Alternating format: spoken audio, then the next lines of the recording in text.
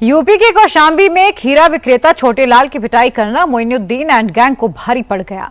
Police ने आरोपी सद्दाम हुसैन और आलीशान को ऐसा सबक सिखाया कि दोनों ही चल नहीं पाए, बल्कि आवाज की टोन भी उनकी बदल गई। पुलिस ने प्रधानपति सद्दाम की दबंगई का ऐसा ट्रीटमेंट किया है कि अब ये कोई भी वारदात से पहले 100 बार सोचेंगे। इन्हें सबक जरूर मिला है।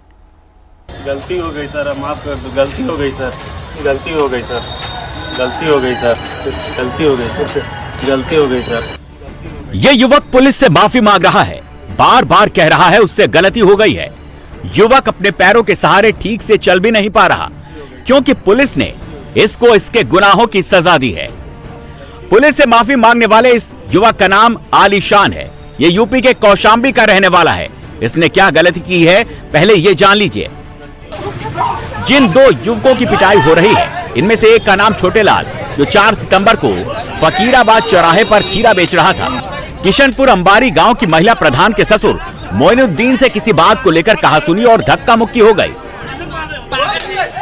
मोइनुद्दीन ने अपने दोनों बेटे सद्दाम हुसैन और आलीशान को बुला लिया। प्रधानपति सद्दाम हुसैन ने भाई आलीशान और अपने अन्य परिजनों के साथ मिलकर खीरा विक्रेता को पहले बीच सड़क पर बुरी तरह पीटा।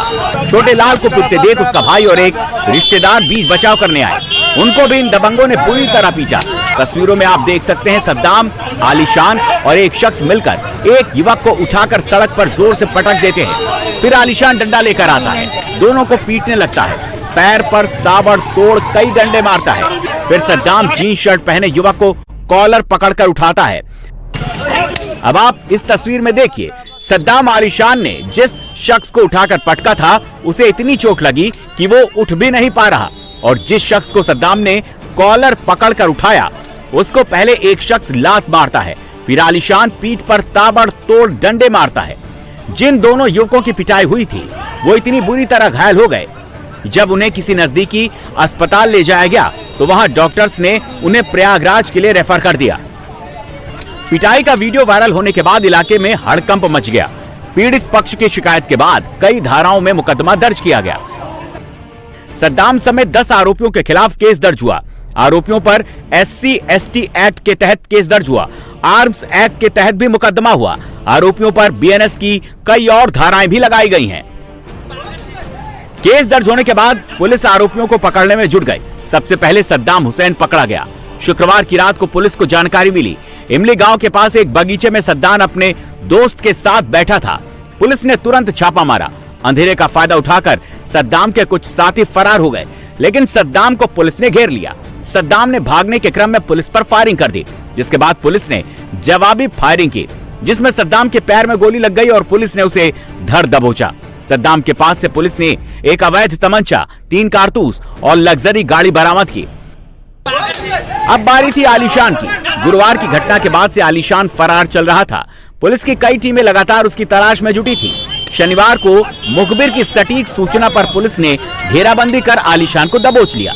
आलीशान के पास से पुलिस ने पिटाई में इस्तेमाल किया गया डंडा, एक अवैध तमंचा और 2 कारतूस बरामद हुए। पुलिस की कार्रवाई के बाद कोर्ट ने आलीशान को जेल भेज दिया। पुलिस का कहना है कि आलीशान की गिरफ्तारी से अब पूरे घटनाक्रम की जांच और तेज होगी। अन्य आरोपियों की भी भूमिका खंगाली जा रही है और जल्द ही उन्हें भी कड़ी से कड़ी सजा दी जाएगी। सैलाबी संकट से हरियाणा में भारी तबाही मची है।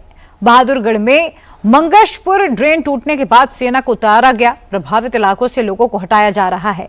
सेना और SDRF की टीम ड्रेन की मरम्मत में जुटी है। ट्रैक्टरों की मदद से मिट्टी के सैंडबैग फेंके जा रहे हैं। सेना के 80 और SDRF के 40 जवानों की मौके पर तैनाती कर दी गई है। सिंचाई विभाग और नगर परिषद की टीम भी ग्राउंड पर तैनात है। ड्रेन का कटाव बंद करने की कोशिशें जारी हैं। मारुति कंपनी के स्कॉट यार्ड में खड़ी सैकड़ों गाड़ियां पानी में डूब गई हैं और बाढ़ के खतरे को देखते हुए फिलहाल अलर्ट भी जारी कर दिया गया है।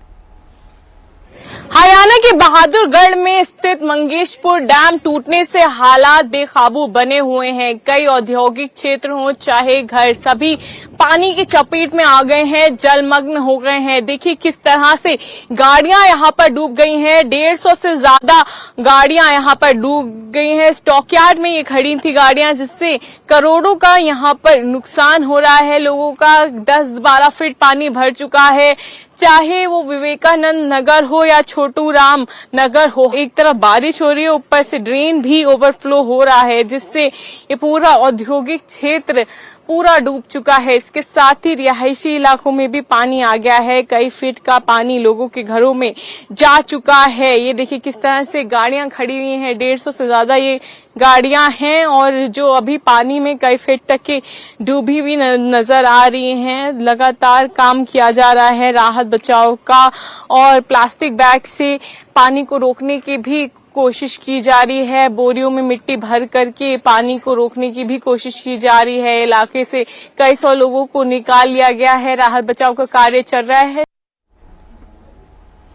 दिल्ली के यमुना बाजार इलाके से पानी को कम किया गया, लेकिन मुसीबतें अभी भी कम नहीं हुई। बाढ़ का पानी अपने साथ लाया कीचड़ लोगों के घरों में छूट गया है। अब लोगों के सामने सबसे बड़ी समस्या घरों में जमा मिट्टी और गाद को निकालना है। हालांकि प्रशासन भी अब एक्टिव है। इस समय हम दिल्ली के यमुना बाजार इलाके में मौजूद हैं, जहां तस्वीरों में साफ देखा जा सकता है कि बाढ़ का पानी तो कम हो गया है, लेकिन बाढ़ ने कितनी तबाही मचाई है। इसे पूरे इलाके में मिट्टी ही मिट्टी भर चुकी है। ऐसे में लोग अपने घरों की तरफ वापस लौट रहे हैं ये देखने के लिए कि कितना नुकसान हुआ है और कितना बचा है।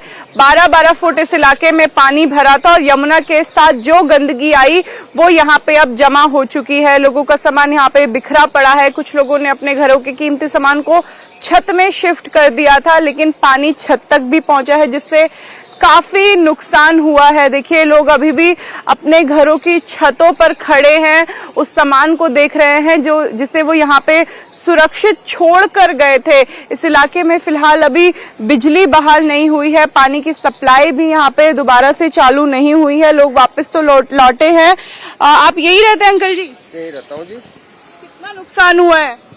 नुकसान क्या हुआ, सबसे बड़ी मुसीबत तो एक कीचड़ का है जी। अच्छा। हाँ, और बाकी नुकसान तकलीफ तो नेचुरली होती ही है। यहाँ पे 12-12 फुट तक पानी आया था, मिट्टी भर चुकी है, अब कैसे सफाई होगी? प्रशासन कराएगा, गवर्नमेंट से बातचीत चल रही है लोगों की। हाँ। पिछली बार भी आए थे यहाँ पे सफाई के लिए? नहीं, पिछली बार तो जब इलेक्शन आया तब सफाई हुई है, लेकिन तो इस बार कोशिश की जा रही है और उन लोगों से भी बातचीत चल रही है कि हाँ हम कराएंगे। चल रहा है लोगों से हिसाब किताब। लोगों के लिए यहाँ से इस मिट्टी को हटाना बिल्कुल भी संभव खुद से नहीं है, क्योंकि जो जिन घरों के अंदर पानी भरा उन घरों के अंदर अभी आप देखिए ये लोग कैसे खुद, अगर मेरे कैमरा पर्सन थोड़ा नीचे जाके तस्वीरें दिखा पाए कि कैसे लोग खुद ही फिलहाल बिना प्रशासन के यहाँ पे अपने घरों से मिट्टी हटाने का काम कर रहे हैं, क्योंकि घर की तरफ जो जाने वाला रास्ता है वहां पर भी गाद भर चुकी है। ऐसे में पहली मदद जो है लोग खुद की खुद कर रहे हैं। हालांकि प्रशासन से भी उम्मीद की जा रही है